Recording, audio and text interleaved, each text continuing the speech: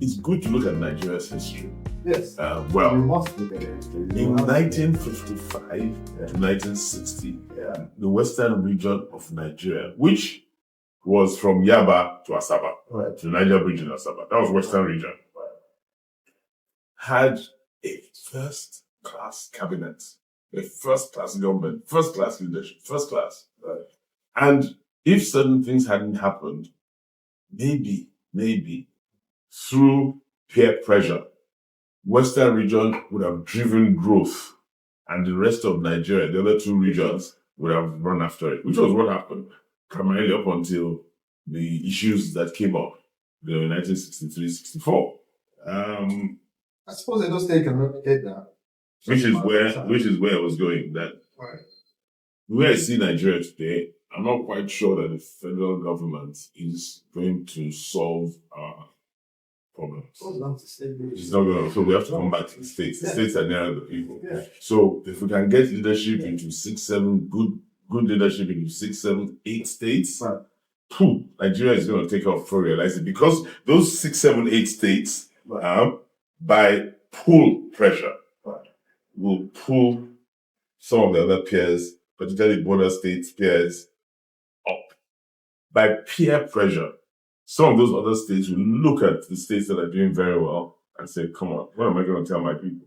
If Solomon State is doing exceptionally well, we are not doing very well, what am I going to tell my people? So they'll start looking at what Solomon has done well and done right, and then they'll copycat it and move up. So that's the way I see Nigeria getting out of a lot of problems we're in today. But it boils down to the individual as well. The individual leader who is in charge of that particular state. Perfect example. If we look at Edo State, we can call some good leaders who have led Edo State. You look at the likes of Ram Musali and a few others. You look at other states that are doing well now. They're always narrowed down to the individuals. The reason I'm saying that is from an empowerment point of view. You already know that because you build organizations and you have empathy for people, right? Bringing your character into play now. When we spoke this morning, when I told you about the football thing, the first thing you said to me was, we have to replicate this in the state, because you could already see. Because immediately we take out kids from the streets. No, I mean, my point is, from a leadership point of view, you already saw the value in what is happening. I didn't have to send you. But it's a no-brainer. Yeah, but you see, it's a no-brainer. See, when you talk about plenty of our kids, being in calls, plenty of our kids getting into the wrong hands. If you're tired playing football and you're ambitious about, listen, I need to play this football well, or whether it's hockey that I used to play those or cricket, whatever it is, I need to do it well, so that there's the next level. I can be like Victor Osimhen. Part of my presentations, I had about 10 Edo citizens who are people that we all should look up to. Right. And Victor Osimhen was one of them. Of course. So our youngsters looking at my presentation will identify Charlie Poppy, Rima, those guys, and young people say, that's what I want our young people to start generating. And that, we have young guys, and it's happening in the States. We have the Victor Wifo Center, where it's helping all our creatives. We have a production center that's probably one of the best production studios in Nigeria. Right. We've started this sports thing again, but I don't think it's at the level that you and I were discussing this morning. But we need to get back to that level. When we were in the boarding house, it was easier. After you've done prep or whatever in the afternoon, just run around, play. We had inter-house sports. We had inter-house sports athletics. When I was in King's College, inter-house sports football, inter-house sports hockey, inter-house sports cricket, and whatever else. There's no community structure. So we need to find a way to go back to those things and make them work. This is the mindset from. Which is why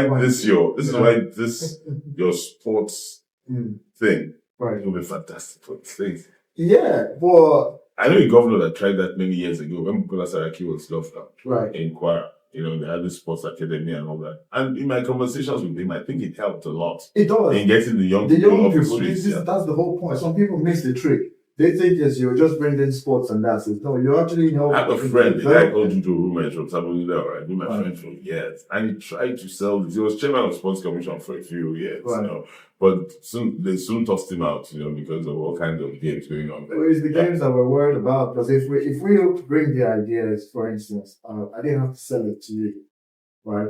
I didn't need to, because you already know that Anything that will take our kids off the streets and make them responsible young adults. Right. Now the question is, when did Edo State have that kind of leadership mindset? I think he's doing a great job to actually bring because he's bringing a lot of young people Yeah. and taking them into a production center. Yeah. So they're teaching them how to do technology, all kinds of creatives, Yep. and all kinds of business enterprise knowledge. You know, so it's good.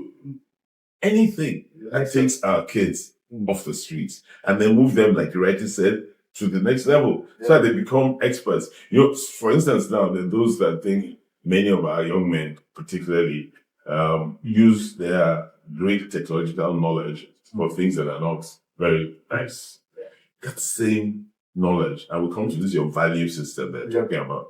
You know, we kind of persuade them that, you know, you can come to the right and do much better than the things you're doing on the left. And you can sleep well. You're not afraid of anybody knocking on your door. Yeah.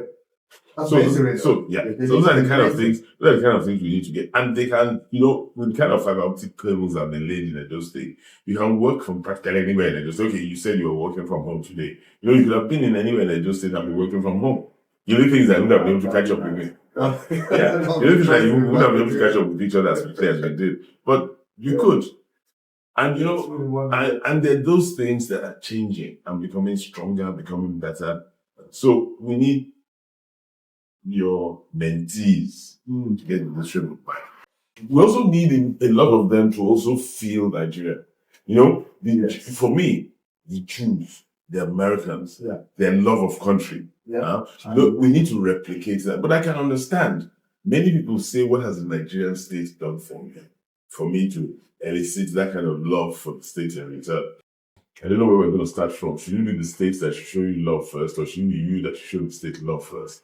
Whichever way, we should show each other love, so that we can love our country. You know that love thing I keep saying? You know, there's no one American citizen that they will leave the whole of the American squad, you know, they're in helicopters, they're in Hercules helicopters in a minute. That's true. And they want to rescue their people. Israelis, they're even stronger and tougher. You know, no Israeli wastes, even dead bodies don't, and never left in foreign lands, you know. So if your country does that for you, you also will feel a sense of affinity and love to do for your country even more. You know, so that's the kind of thing we must elicit from our young guys. One of the things I noticed, some of our young guys here, we connect to the state and to the country. There's a gap. So we parents here, or you parents here, need to find a connect. I know for the time being, part of the problem is coming home as often as you should. There's a financial dimension, and worse still, there's a security dimension. Yes. So whilst we're writing those things, I think there should be a process where you guys gather yourselves out here and teach your kids part of our culture, part of our history, and our language. Right, this is the thing. This is what I introduced to you that we've been doing. This is all this platform we've built. That is exactly what it's all about. So is there someone that teaches history?